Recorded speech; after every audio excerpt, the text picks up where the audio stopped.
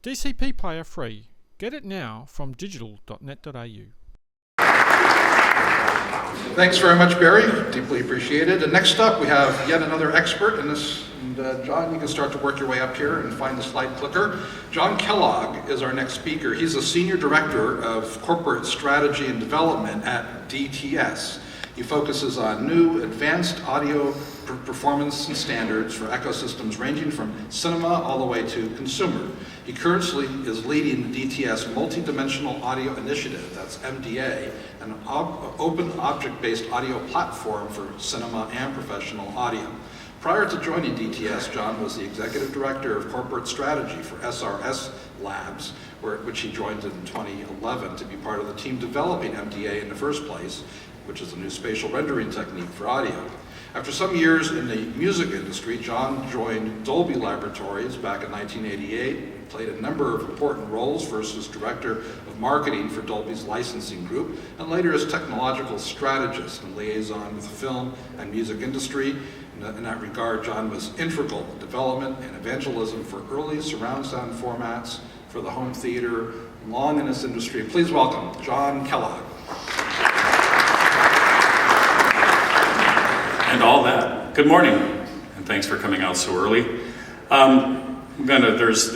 So that I'm not too redundant, I'm going to talk a little bit about MDA and maybe talk a little bit more, as opposed to the technical points of view, is from a 10,000 foot from a business point of view. So from our perspective at DTS, you know, while immersive audio is a real hot button for this industry right now, and there's a lot of different approaches here, we're looking at this at DTS from a little higher view, which is immersive audio in cinema is still very young. And the questions that I observe as I spend a lot of time the last year and a half, 2 years in a lot of cinemas is, you know, do ticket buyers really care about this? If exhibitors go through the trouble of putting this in, is there really an ROI for them? So I think it's unclear that we've yet to prove tangible value, and while cinemas are putting in a lot of premium experience theaters, it's unclear yet, I think, whether consumers want to go in because they got nice seats, because it's, you know, they can get a cocktail, because it's reserved seating. So what we've concluded at DTS is that the success of immersive audio in cinema is really going to be like anything else in today's technology. It's really going to require ease of use, affordability, and inclusion, meaning that everybody gets to play. So a year ago, we presented a value proposition for cinema, which everybody knows now as MDA, which is pure and simple. What MDA is, it's an open PCM uncompressed object-based audio platform. We think that this will bring value to the experience. We think it's going to give immersive audio a lot of interesting new innovation in creating tracks. We think it'll simplify the production and delivery chain.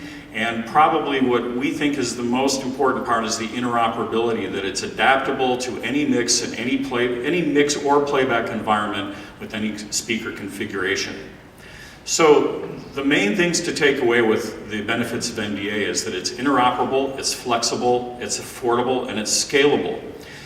It facilitates the potential or the wish that I've heard and we've heard from both exhibitors on both ends of the chain, exhibitors and with studios and content creators, that they'd like an open, interoperable format deliverable where you could mix once and play anywhere from 50 speakers down to 5.1.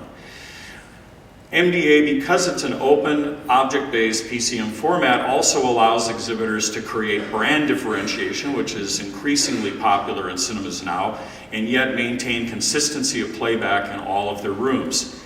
It allows every exhibitor to offer an immersive, object-based audio in every room. I get that question a lot of, do I really have to put 50 speakers in a room and hang 2 subwoofers from the ceiling? And the answer is no. MDA has already been implemented with solutions that will allow people in existing cinemas, without having to buy new processors, to actually up to 13.1 to actually get an immersive system. So they can start by adding 4 more height speakers and add more and more as the value proposition continues. So in the past year, great progress has been made. The MDA Interop Immersive Cinema format has been created and implemented. We now have tools on stages. We have 2 tools out there right now. We're in talks with a couple of console manufacturers and 3 other manufacturers that make DAW plug-in tools to implement MDA creation and export tools. A sort of consortium, a casual consortium of companies has assembled, 12 companies and growing, to architect the MDA cinema format. And this includes cinema equipment manufacturers, studios and DCI representatives, exhibitor representatives, and tool makers. The proposition that is before SMPTE now is a result of that effort and that collaborative effort. So MDA is real, it's affordable, and it's available now from multiple vendors. Without going into too much detail, as I said, the tools for creation and export of the file now exist. Content can be made. The MDA spec is now current, published, and it's submitted as an input doc to 25 CSS. The source code has been, we now have an SDK that we are delivering to proponents and partners to implement into products. We have dev stages with tools, and we've shown that this whole proposition of being able to take a single file deliverable and play it in any speaker configuration exists and can happen. Just quickly, this is traditional audio workflow. What we see is on both ends of the spectrum. The challenges here are to make something simple and interoperable for the exhibitor to use. We probably will never get to a single DCP, but we want to bring that number down. And on the workflow side, we want to be as least disruptive as possible. That's why the MDA tools are basically Pro Tools plugins and implementations that we're trying to make it to where mixers can do their typical workflow they do now with as little disruption. So this is kind of what it looks like these days, where we have a Pro Tools plugin and with the Object Panner and the MDA export.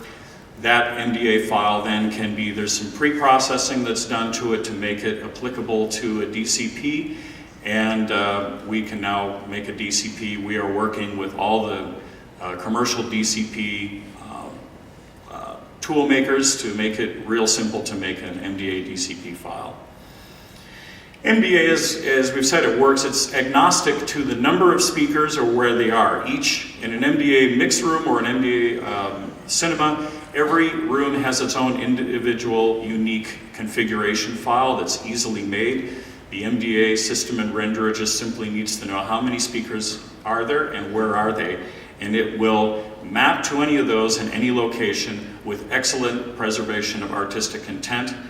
And in some regards, it could arguably be better than a fixed system, we would say, because the MDA renderer looks at speakers as resolution in pixels as opposed to hard locations.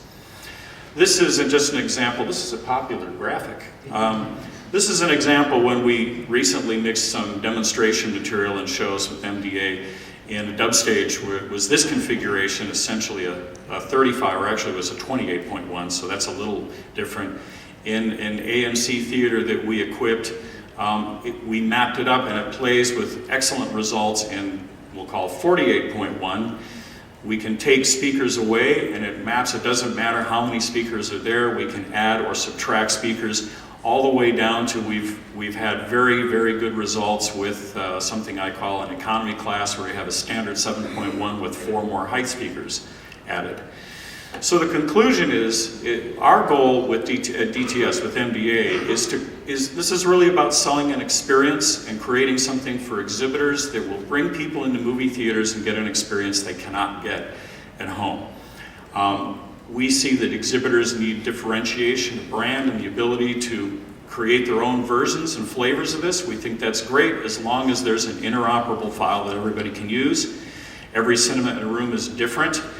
And lastly, we really are excited with the innovation we're seeing, the conversations we have to get exhibitors and ticket buyers a real value proposition. Thank you very much.